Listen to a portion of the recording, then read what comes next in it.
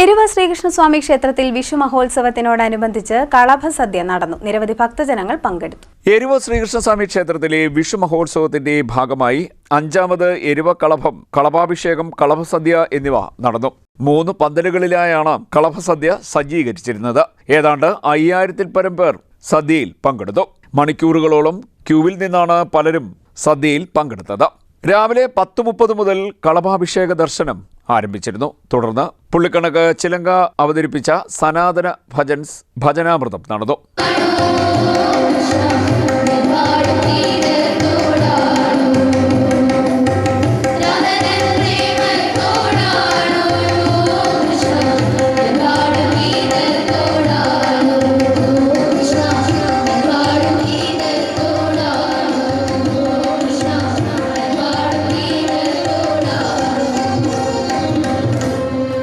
ഇതിനുശേഷമാണ് കളഭസദ്യ നടന്നത്. കളഭസദ്യയ്ക്ക് ശേഷം പത്തിയൂർ വിഭജിക നൃത്തസമിതിയുടെ തിരുവാതിരയും നടന്നു. ഇതിനുശേഷം കൃഷ്ണപുരം നാട്യബോധിനി സ്കൂൾ ഓഫ് ഡാൻസിന്റെ നൃത്തസന്ധ്യ അരങ്ങേറി. ദീപാരാധന, ദീപക്കാഴ്ച, ഗരുഡ വാഹന എഴുന്നള്ളത്ത് എന്നിവയോടുകൂടിയാണ് വിഷു മഹോത്സവം സമാപിച്ചത്. ചടങ്ങുകൾക്ക് ക്ഷേത്രതന്ത്രി കണ്ഠരര് രാജീവര്, കണ്ഠരര് ബ്രഹ്മദത്തൻ രാജീവര്, ക്ഷേത്ര മേൽശാന്തി ഉണ്ണികൃഷ്ണൻ പോറ്റി തുടങ്ങിയവർ മുഖ്യ കാർമ്മികത്വം വഹിച്ചു. ക്ഷേത്ര ഉപദേശ സമിതി ഭാരവാഹികളായ Anilkumar, Sumesh Kumar, sub group officer Vishrutha Narayanan, Sreekrishna ഭക്തജന കൂട്ടായ്മ ഭാരവാഹികളായ ചന്ദ്രൻകുട്ടിപ്പിള്ള, രാജേന്ദ്രൻ, രഘു തുടങ്ങിയവർ നേതൃത്വം നൽകി. 5ാമത്തെ കളഭവും കളഭസദ്യയാണ് ഈ വർഷം ഇവിടെ നടത്തപ്പെടുന്നത്. ഇതിനൊരു ഐതിഹ്യമുണ്ട്.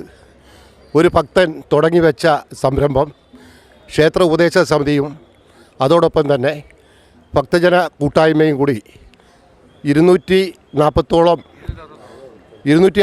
വരുന്ന ഭക്തജനങ്ങൾ സംയുക്തമായിട്ടുള്ള രീതിയിൽ നടത്തപ്പെടുന്ന കളഭാഭിഷേകമാണ് ഇവിടെ ഇന്ന് നടക്കുന്നത്. രാവിലെ നിർമാല്യ ദർശനത്തോടു കൂടി നടക്കുന്ന ചടങ്ങുകൾ വളരെ ഭക്തിയാദരപൂർവ്വം ഭക്തജനങ്ങൾ പങ്കെടുത്തുകൊണ്ടേയിരിക്കുകയാണ്. കളഭാഭിഷേകം എന്ന് പറയുന്നത് ശുദ്ധമായ കളഭത്തിൽ ഭഗവാന് അഭിഷേകം നടത്തുമ്പോൾ ഇത് കണ്ടു തൊഴുത് നിർവൃത്തി അടയുന്നതിന് വേണ്ടിയിട്ട് ദൂര സ്ഥലങ്ങളിൽ നിന്ന് തന്നെ ഭക്തജനങ്ങൾ എരുവ ക്ഷേത്രത്തിൽ എത്തിച്ചേരാറുണ്ട്.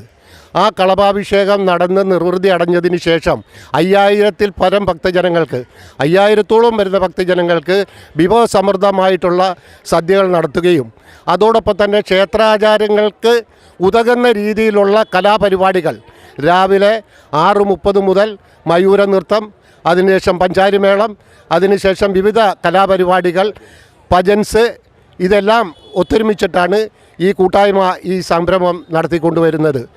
ഭക്തജനങ്ങളുടെ നിർലോഭമായ സഹകരണങ്ങൾ മാത്രമാണ് ഇതിൽ നിന്ന് പ്രതീക്ഷിക്കുന്നത്. 260ഓളം ഭക്തജനങ്ങളുടെ സംയുക്തമായ ഒരു കൂട്ടായ്മയാണ് ഇതിൽ നടത്തി മുൻപോട്ട് കൊണ്ടുപോകുന്നത്. എല്ലാ വർഷവും ഭഗവാന്റെ അനുഗ്രഹത്തോടു കൂടി ഇത് നടത്തി പോകണമെന്നാണ് ഞങ്ങൾ ആഗ്രഹിക്കുന്നത്.